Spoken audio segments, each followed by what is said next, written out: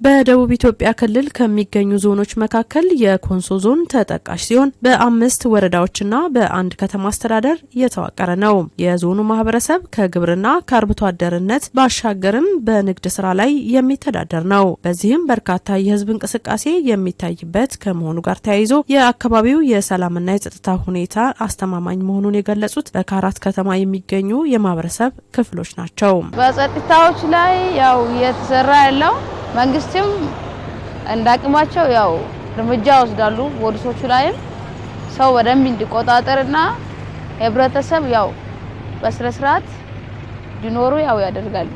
በጣም ጥሩ ስራ የተሰራ ነበር። ትንሽ ኮንትራባንዲስቶች ሆነ ግጭትም እየፈጠሩ ነበር። አሁን ላይ ግን መንግስት በወሰደው እርምጃ የኮንትራባንድ ፍሰቱም ቀነስ ብሏል። አንደኛው የግጭት መንስኤም ያም ስለሆነ መንግስት አስፈላጊውን እርምጃ ወስዶ ወደ ሰላማ መልሷታል።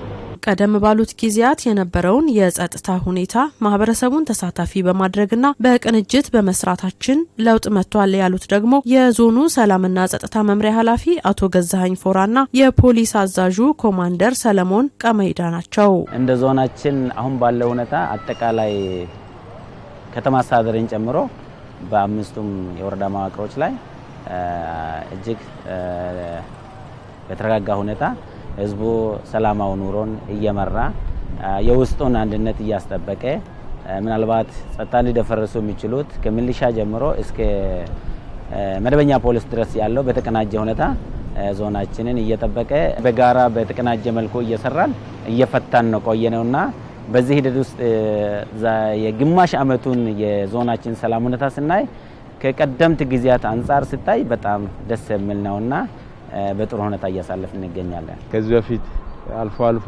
በውጭም በውስጥም የግጭት ሁኔታዎች ነበሩ። እነዚህን ስናስተናግድ ያው ከፌደራል መከላከያ ጀምሮ ሁሉም የጸጥታ አካላት ተረባርበው ተረጋግቷል። እንደ አካባቢያችን ያው ቀጠናው ኮንትራባንድ የሚመላለስበት ነው። ይሄን ኮንትራባንድ በምንቆጣጠርበት ሰዓት በተቃራኒ የጸጥታ ኃይሉን ተልጎ የሚያደናቅፉ አካላት አሉ። ደላላዎችን በቁጥጥር ስር አድርገን ምርመራ እየተጣራ ይገኛል። እንደ አጠቃላይ በዞናችን አሁን የተሻለ የተረጋጋ ሰው በሰላም ወጥቶ በሰላም የፈለገውን ሰርቶ የሚመለስበት ሰላም እንዳለ የሚታይ ነው።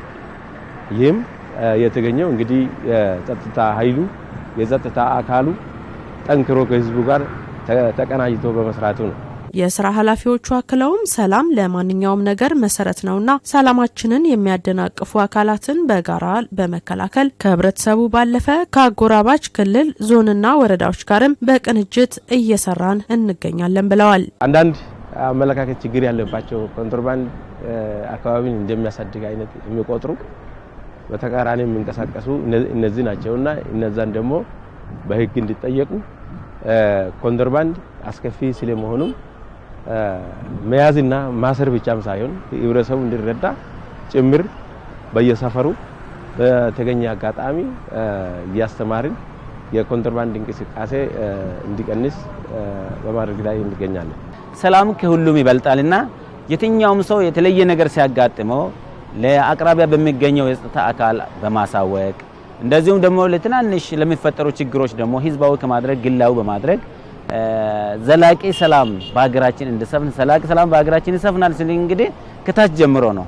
በእያንዳንዱ መዋቅር ያለው ሰላም ሲሰፍን ድምሩ ለኢትዮጵያ ይሆናልና አጠቃላይ ማህበረሰባችን ከጸጥታ ኃይል ጎን በመሆን አሁን የጀመረውን የሰላም እሴት ግንባታው ላይ ትልቅ ጉልህ ሚና እንዲጫወት መልእክት አስተላልፋለሁ።